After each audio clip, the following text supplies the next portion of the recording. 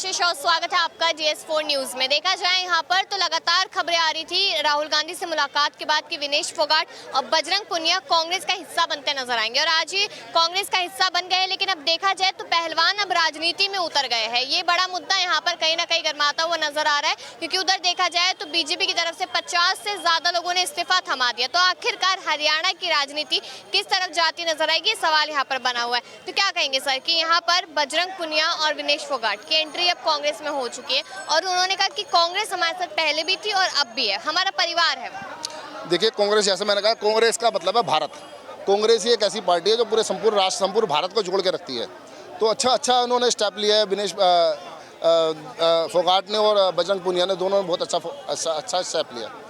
लेकिन यहाँ पर अगर देखा जाए तो बृजभूषण शरण सिंह पर जब बात होती है तो कहीं ना कहीं यहाँ पर विनेश फोगाट ये कहती नजर आई है कि उस समय पर जब सजा देनी चाहिए थी भाजपा को, तो भाजपा हमारे विपक्ष में खड़ी थी, पूरी पार्टियां हमसे मिलने हैं, लेकिन भाजपा नहीं। बिल्कुल, बहुत अच्छी बात की है। देखो, जिनके साथ जिनके साथ होती है, घटनाएं घटती है, उनको पता लगता है ना कि हमारे उनके साथ क्या हरकतें हुई है, क्या नहीं हुआ है। वो तो व्यतीत लोगों से पूछो उनके साथ क्या क्या उनके साथ हुआ है। तो उस समय अगर इनकी बात सुन ली होती है, अगर मोदी सरकार बोलना पड़ा, भाजपा नहीं बोलेगा, क्योंकि उस समय मोदी सरकार थी, चारों तरफ मोदी होता था। तो उस समय, इसलिए मैं कह रहा हूँ, अगर उस समय मोदी सरकार ने अगर उनकी बात सुन ली होती तो ये बेचारे, हो सकता है बीजेपी को सपोर्ट करते, लेकिन उन्होंने उनकी बात बिल्कुल भी नहीं सुनी। इनको बैकफुट पे बिल्कुल नीचे कर दिया इन लोगों ने। पार्टी ने इनकी किसी बात को नहीं सुनी। इन पहलवानों का बलिदान नहीं देखा कि पहलवान कितनी मेहनत करते हैं। उसको 10-15 साल से वो कितनी प्रैक्टिस करते हैं, अपने आप को एक मंच पे तैयार करने के लिए कितनी मेहनत करके आगे बढ़ते हैं। ये इनको बिल्कुल नजर नहीं आया। लेकिन देखा जाए यहाँ पर तो कांग्रेस मतलब बार बार, जैसे मनोहर लाल खट्टर ने भी कहा था कि यहाँ पर राजनीति प्रेरित हो रही थी उस समय पर, और अभी भी ऐसा ही है। तो कहीं ना कहीं उनको ऐसे ही लगता है, जब कोई खिलाड़ी इनकी पार्टी में जाता है तो कोई राजनीतिक प्रेरित नहीं होता। अगर कोई और बंदा कांग्रेस पार्टी में जाता है तो उनको राजनीतिक प्रेरित नजर आता है। लेकिन यहाँ पर ये भी देखा जाए, अब विनेश फोगाट ने एंट्री कर ली है और बजरंग पुनिया ने एंट्री भाजपा में कर ली है, तो क्या लगता है, माफ कीजिएगा, कांग्रेस में तो क्या लगता है? अगर न भी एंट्री किए होते कांग्रेस में, तब भी हरियाणा में कांग्रेस सरकार बनाएगी। रीजन है, पंजाब और हरियाणा दोनों जो है कि अनशन पे बैठे थे किसान लोग, उसका भी काफ़ी जो है साइड इफ़ेक्ट हुआ। लोकसभा जो है 5-5 सीट लेके निकले, जहां 9 सीट और 10 सीट हरियाणा दे दिया था लोकसभा में पिछले सत्र में। इस बार 5 सीट लेके आए। एक भी नहीं मिली है। एक भी नहीं मिली है। 5 सीट एक भी नहीं मिली ठाकुर साहब। लोकसभा की हरियाणा पक्ष वाली बात ना करो, एक भी नहीं मिली है। लोकसभा की बात कर। हाँ, लोकसभा में एक भी नहीं मिली है। लोकसभा में जो 5 सीटें आई हैं, सुनो तो पहले, 5 सीटें जो आई हैं वो 5 सांसद बीजेपी के नहीं है, वो कांग्रेस छोड़ के बीजेपी में गए हैं। वो कांग्रेस के सांसद थे, गए तो हैं बीजेपी। हाँ, तो वही तो, तुम्हारे पास नेता नहीं है इनके पास। अरे आप ठाकुर साहब सुनो मेरी बात सुनो। अरे ठाकुर साहब, तुम तो यार समझने थे बात को। जो 5 सांसद इनके जीते हैं ना, वो कांग्रेस छोड़ के बीजेपी में गए हैं, और जो बीजेपी के 5 खड़े थे ना, वो हार गए हैं। आपका मतलब पर्सनल छवि उनकी जो है उनको जिताई रह गया। ये राज्य का चुनाव है, अब वहाँ पे जिसकी जैसी छवि होगी उस हिसाब से जो है। तो यहाँ पर जिस तरीके से जो विनेश फोगाट है, इस्तीफों का दौर शुरू हो गया है हरियाणा के अंदर। इनके जितने पुराने नेता थे, वर्कर थे, सबने इस्तीफे देने शुरू कर दिए हैं। अब ये एक नई राह देख रहे हैं कि मतलब देख रहे कि कौन सी पार्टी में इनका स्वागत होगा। लेकिन जहाँ तक मैं समझता हूँ, कांग्रेस इनको दल बदलू नेताओं को बिल्कुल भी नहीं लेगी, और लेना भी नहीं चाहिए ऐसे दल बदलू नेताओं को। हरियाणा में केवल एक राजपूत को सीट मिली है। हम ठाकुर साहब से बताना चाहते हैं कि ठाकुर साहब, हरियाणा में बीजेपी ने एक राजपूत को सीट दी है। हाँ, बताओ। उत्तर प्रदेश में भी यही हुआ, ठाकुरों के साथ गलत हुआ, और हमारे ठाकुर साहब बहुत पक्षदार है बीजेपी के। बोल दो, नहीं 400 मांग रहे थे, 400 मांग रहे थे ना, नहीं तब कह रहे थे तुम ना। अब बदल रहे हो, अब बदल रहे हो, बोलेगा नहीं दो, बताओ। देखिए, हरियाणा में जानते हो क्या हो रहा है? हरियाणा का जाट जो हुक्का लेके बैठा हुआ है, वो कह रहा मैं आपकी हरियाणा का जाट हुक्के पर और हरियाणा की जाटनी मुक्के पर। उन्होंने कहा जो हीरोइन है ना हमारी, वो आ जाए, देह मुक्का, वो चाटा नहीं मारेंगे, आपकी मुक्का ही मुक्का। हरियाणा के जाट होते हैं ना, वो कुछ मोटी बुद्धि के होते हैं, तो वो कह रहे हैं हरियाणा के जाट लाठी के साथ और हरियाणा की जाटनी मुक्की के साथ। वो हीरोइन को पूछ रहे हैं कि आओ और हमारे साथ मुक्का करो। और हमारे रुस्तमे हिंद कौन थे? हमारे रुस्तमे हिंद दादा कौन था रुस्तम हिंद हमारे यहाँ का? अब बताते दो तुम भी तो। ठाकुर साहब तो नहीं बोलते यार। हमारे रुस्तम हिंद जिनको कहा जाता था उनका नाम था स्वर्गीय दारा सिंह। उन्होंने विदेश में जाके किंग कॉन्ग को हराया था। ऐसी धोबी पछाड़ मारी थी कि किंग कॉन्ग दोबारा नहीं उठा।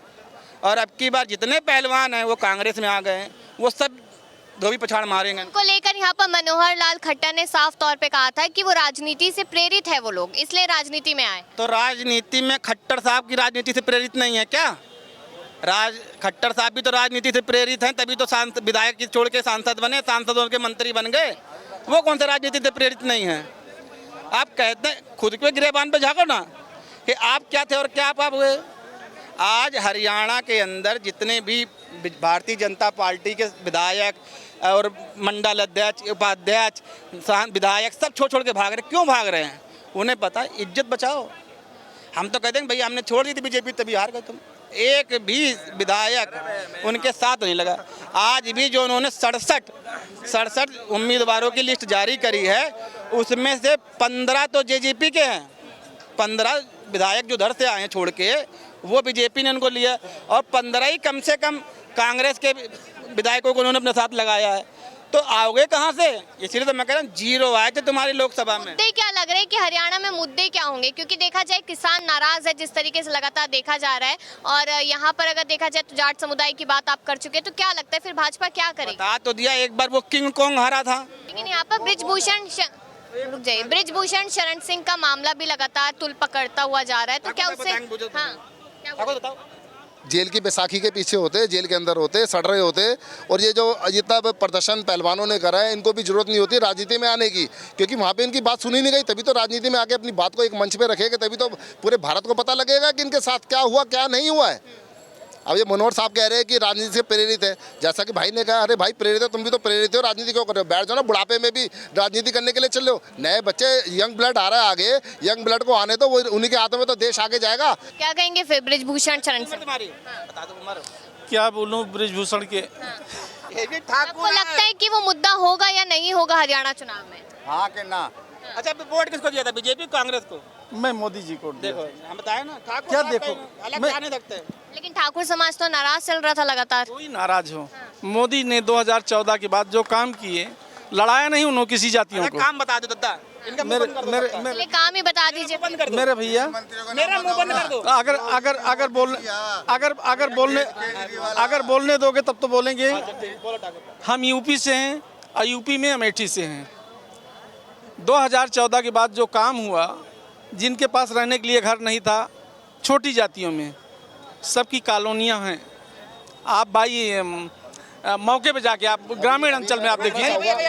अच्छा, राजीव रंजन जी का शो आता है रात को 11 बजे आता है। माहौल क्या है उसने वो बिल्कुल ग्राउंड रिपोर्ट पे जाकर के रिपोर्ट देता है। राजीव रंजन जी जितना अच्छा वो बोलते हैं, मेरे हिसाब से आज के टाइम में गोदिया मीडिया के युग के अंदर एक अकेला है राजीव रंजन जो सही बात को प्रस्तुत करता है। उसने जाकर के दिखाया उनको क्या मिला है, कुछ नहीं मिला है। सारे पैसे तो बिचौलिए खा गए बीच में, सारे पैसे तो वहाँ के जो प्रधान होते हैं प्रधान खा गए। उनको क्या मिला, कुछ नहीं मिला। झुंझुना मिल गया, उनकी 4 दीवारें खड़ी कर दी। वो दिखाता है ग्राउंड रिपोर्ट पे जाके दिखाता है। आप कह रहे हो कि इनको तो बात 1000 की एक बात दद्दा मेरे कह रहे हैं कि अमेठी के अंदर खूब विकास हुआ, फिर ठाकुरों ने हरा क्यों दिया? अहंकार। बोले अब अहंकार आ गया। अहंकार तुमने भाई वोट तो मोदी जी को देना था। आप गलत बात देखो, झूठ बोलते। अभी मैंने आपसे पूछा कि आपने बीजेपी को वोट दिया था कांग्रेस दिया? आपने कहा कि मैंने मोदी को वोट दिया था। अच्छा ठीक है भाई, तो वहाँ अगर विकास हुआ तो स्मृति ईरानी को देना था, मोदी को वोट देना चाहिए था। लेकिन चर्चा अभी हरियाणा चुनाव को लेकर हो रही है। हरियाणा चुनाव को लेकर चर्चा हो रही है, मुद्दे पर ही रहते हैं, अभी यूपी नहीं जाते हैं। तो हरियाणा चुनाव को लेकर जिस तरीके से बार बार यही सवाल उठ रहा था कि अगर पार्टी में, कांग्रेस पार्टी में आ जाते हैं विनेश फोगाट और बजरंग पुनिया, तो आपको क्या लगता है कि भाजपा को कितना नुकसान होगा इससे? किसको? भाजपा को कितना नुकसान? भाजपा है ही नहीं कहीं जी। भाजपा कहीं भूले, अगर कहीं से 2-4 सीटें मिल गई तो बहुत बड़ी बात है, वरना ना महाराष्ट्र में, ना जम्मू कश्मीर में, ना हरियाणा में भाजपा का नंबर ही नहीं है। आप ये घाटा मुनाफा मत देखिए। वहाँ तो अभी इनको हरियाणा में 20-25 सीटें मिल रही थी। मैं बताना चाहूँगा विनेश फोगाट और बजरंग पुनिया के आने से वो 20-25 सीटें जो मिली थी वो भी इनके हाथ से समझ लो गई। अब इनके आज सिर्फ आएगा 0-0। इतना कितना विश्वास है कि यहाँ पर विनेश फोगाट की वजह से, बजरंग पुनिया की वजह से जनता उसी साइड आती नजर आएगी, भाजपा साइड नहीं जाएगी? देखिए जनता को तो नजर आ रहा है ना, इन बड़े बड़े नेताओं को नजर नहीं आ रहा कि एक बेटे के साथ क्या अत्याचार हुए, उसको बैठने के लिए मजबूर होना, भूखे प्यासे रहना पड़ा, और 53 किलो वजन से 51 किलो पे लड़ी, फिर भी इनको नजर नहीं आया। प्रधानमंत्री का कोई ट्वीट नहीं आया, लड़की फाइनल में पहुंचती है। ओलंपिक के फाइनल में पहुंचना अपने आप में बहुत बड़ी बात है, बहुत बड़ी बात है। क्योंकि पहली बात तो तुम इस मंच पे पहुंचने की बहुत बड़ी बात है। एक लड़की मेहनत करके कितने ऊंचे मंच पे पहुंची है, किसी को नहीं पता, किसी को भी नहीं पता। आपने 53 किलो से वजन घटा के 50 किलो कैटेगरी में लेकर आए हो, कितनी बड़ी बात है। उसके बाद भी इनको नजर नहीं आ रहा।